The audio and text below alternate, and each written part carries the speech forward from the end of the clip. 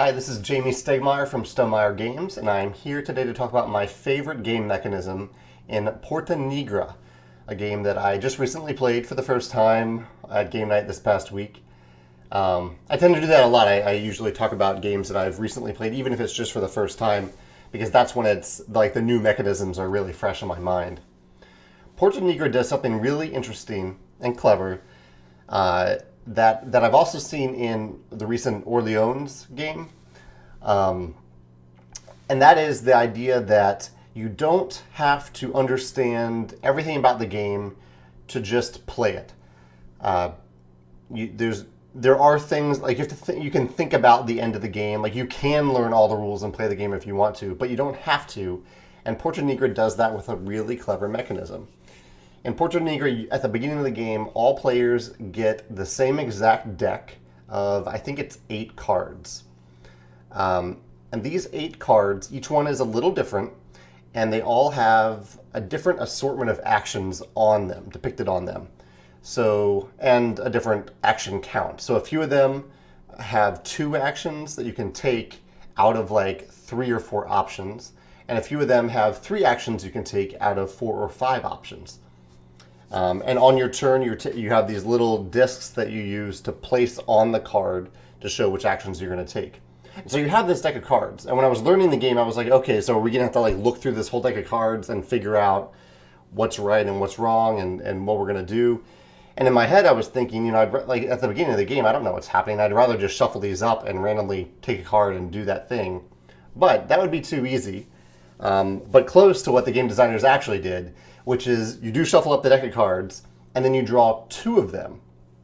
And so you have a hand of 2 cards, and on your turn, or leading up to your turn, usually you're thinking about this as other players are taking their turn, which is also always clever if you can plan ahead before other players take their turn. You choose one of those cards, you put it in front of you, and then you put your little discs on the actions on that card to take your turn. And so this is really, really clever because you're only limited essentially to 2 choices, 2 cards, but then there's a second layer of choices based on what you do on those cards. But you're limited. Like you don't have 12 different options to choose from at the beginning of the game. You don't have a deck of 8 cards that you choose from. You choose from 2 of them, which is much easier, especially when you're learning the game, because you don't need a billion options to choose from at the beginning of the game. You only have these 2 cards. It really, really helps the flow. And so like for at least half the game, I was just playing the cards. I would draw the 2 cards. I would pick one of them based on what my increasing amount of knowledge about what was happening in the game, and I would do the things on those cards. Those are very simple things to do on the cards.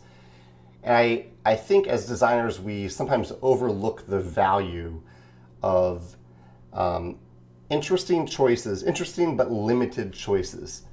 Having a billion choices isn't always a good thing. That doesn't make them inherently interesting.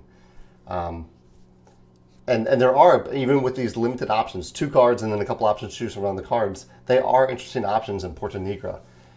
And then one other thing I want to tie into this before I end is I've talked about in other videos how I don't like action checklists. Like when you have like literally a little reference card that says, hey, these are the things you can do on your turn, choose one of them. And they're not represented any other way visually in the game. It's just like a little checklist of things that you have to remember or memorize and do those things. And I really don't like that. It always feels like I'm playing a game when I do that instead of interacting with a world or being immersed in the space of the game. The magic circle, I think designers call it. And I always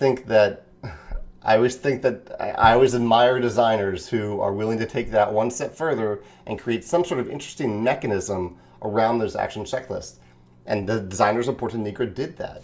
They could have just given you some actions to choose from. They could have given you a list of like 8 different actions, and you get to choose one on your turn, or choose like out of 3 of those 8 options on your turn. But A, it would have been overwhelming information at the beginning of the game, and B, instead of doing that, they had this really interesting visual representation on these cards where you're drawing two of them and you get to choose a couple actions on those cards. I know it sounds like an action checklist, but there's a huge difference between the two. Like this to me is a very clever design instead of having an action checklist that you could have checked off as you're taking your turn. Or usually you have to check it off in your head. Like you don't keep track of it in any visual way to convey what you've already done or to show other players what you've already done. So yeah, Porta Nigra. Even if you don't play this game, definitely look at a video that shows what these cards look like, so you can see how clever this mechanism is. Because it's a great way to learn the game, and it's a great way to play every time you play. Because you have these such simple but interesting choices. Simple limit. What did I say? I said limited, interesting choices that you can make. That's Porta Nigra. I'd love to hear your thoughts in the comments. I know we've talked about this comment before if you participated in videos about action checklists and better ways to implement action checklists in games. But I'd love to hear your thoughts on this deck mechanism. It reminded me a little bit of Rococo, actually, the way Rococo does it. So that's me. Have a good weekend. Thanks.